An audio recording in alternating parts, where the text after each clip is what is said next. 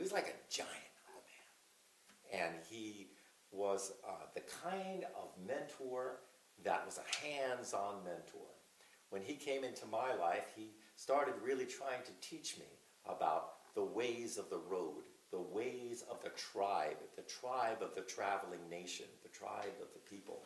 And I wanted to sing one of Utah's songs for Fritz over here.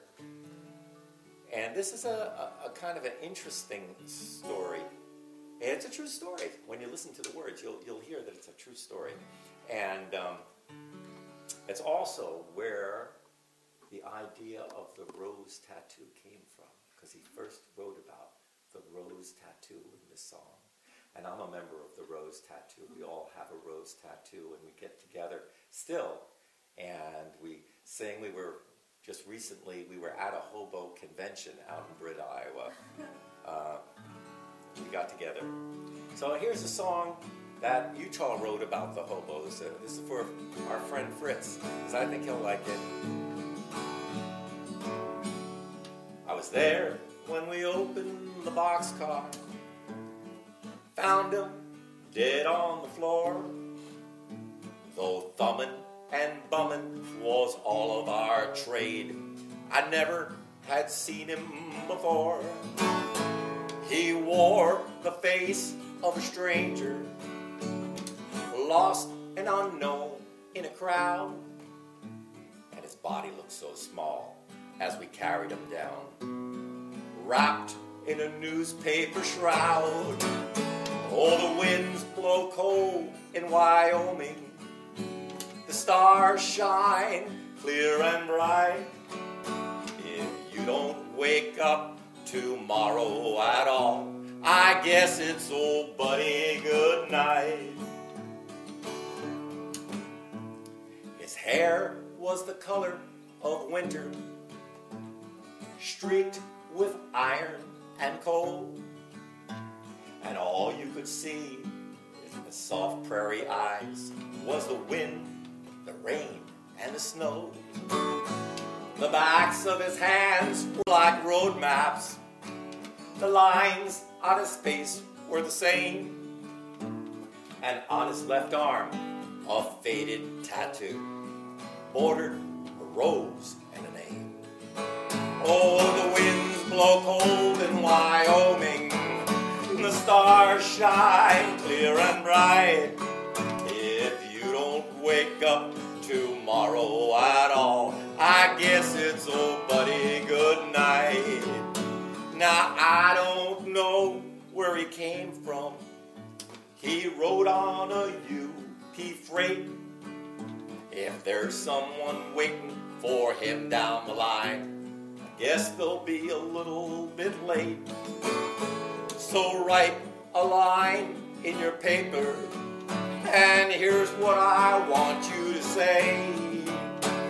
There's some things worse than dying alone. One of them's living this way. Oh, the winds blow cold in Wyoming, the stars shine clear and bright. If you don't wake up tomorrow at all, I guess it's old buddy good night.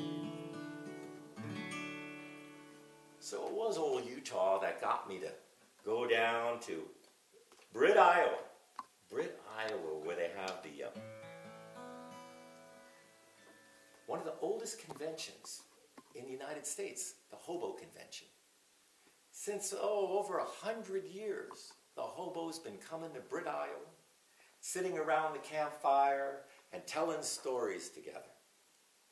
And, of course, they all have nicknames. Everybody has a road name, you know. There's old Cinders, and the Redbird Express, and there's the old Connecticut Shorty, New York Maggie. Hey, they even gave me a nickname. They call me Totem Pole. Totem Pole Rick, yeah. Now, it's not because I tell stories like an old totem pole, no. Or it's not really because I play the Native American flute, you know, even though I like playing the flute. No. They gave me the name because, Yeah, see, my mom was born in Poland, and I carry big, heavy things, a lot of instruments, so it's totem pole. Yeah, that's why they gave me that name. So that's Totem Pole Rick. And as you can see, I got these totem poles on me to remind me of that lineage of the carrying these big, heavy things. Now, when you go to a hobo gathering, one of the first things you're going to find is that they have a lingo. They have a type of language that's only used by the hobos. They even have a secret language that these hobo codes that I might tell you about a little bit later. And one of the terms that they use is the westbound. Catch the westbound. You don't want to catch the westbound, folks, because if you catch the westbound, that means you're getting that little last black train up into the sky. You don't want to catch the westbound if you can help it. Well, I was over at Britt, Iowa, and everybody was talking about one of the hobo kings, because they have kings and queens of the hobos, and this guy's name was Frog. Now, Frog got his nickname or his moniker on the way he used to be able to leap onto a moving boxcar. Now, Frog's not doing too well, and they're all worried that he's going to catch the westbound. Well, sure enough, one day, not long after the festival, the gathering, I got an email from my hobo pals, because all the hobos are online these days.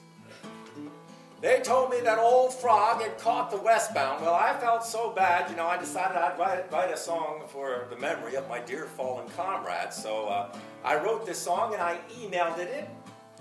Well, 2 days later, I got an email back. Oh, they had a big party for Frog. All the hobos were there, and they're reciting poetry and singing songs about dear old Frog.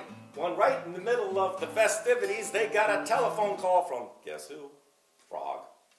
Said, Frog, we thought you were dead. He said, dead? No, I'm not dead. I was robbed. Oh, what do you mean you were robbed? I was walking down the street and somebody lifted my wallet out of my back pocket, stole my identification. They started to claim that they were me. They went out to a bus out to North Dakota and they died. And when the police found them, guess what? They found that stolen ID. They thought it was me. They started calling everybody up and telling them that I'm dead. Well, I'm here to tell you that I ain't dead. But now, the good thing is, I know exactly what my funeral's going to be like.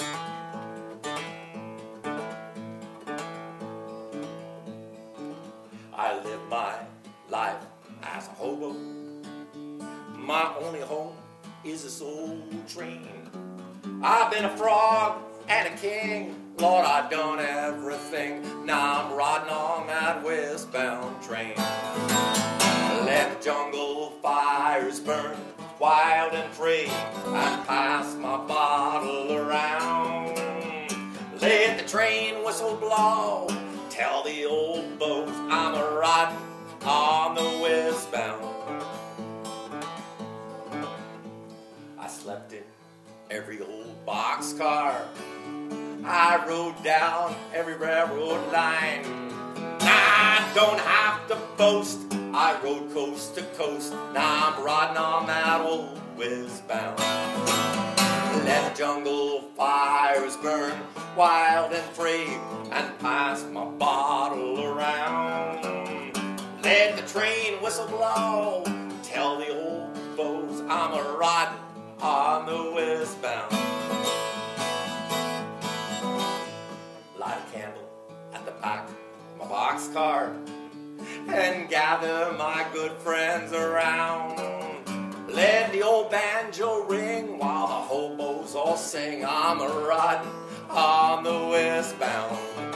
Let jungle fires burn wild and free, and pass my bottle around. Let the train whistle blow, tell the old bows I'm a riding on the westbound. Lay me down on a blanket of cardboard. Use my bindle to pillow my head. And when my body's gone, my spirit will ride on, riding on that old westbound. A young hobo hopped off a boxcar just outside of town. He found a quiet little jungle where he could lay his bindle down. He gathered some dry firewood to brighten up the night, but when he struck his match, he saw an awful eerie sight. For the campfire glowed and sparkled with a brilliant rainbow flame, flickering and dancing like the headlight of a fast westbound train. When out of the smoke and cinders and through the fiery air came the ghosts of some old hobos he thought he met somewhere. They came and shook his hand, as all good hobos do, and they offered up a spud or two. They started boiling up a stew. Their calm and easy manner finally calmed that young beau's fright. He asked if they could juggle up together, spend the lonesome night. Each of us caught the westbound, one beau said with a tear. But we all come back to Pennsburg, if only once a year.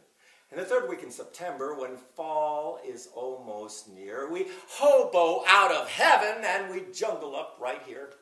You see, this old jungle is a mighty sacred spot where hobos came year after year and camped on this very lot. It was one of the best gatherings that you could ever find, where hobos were respected and treated oh so fine.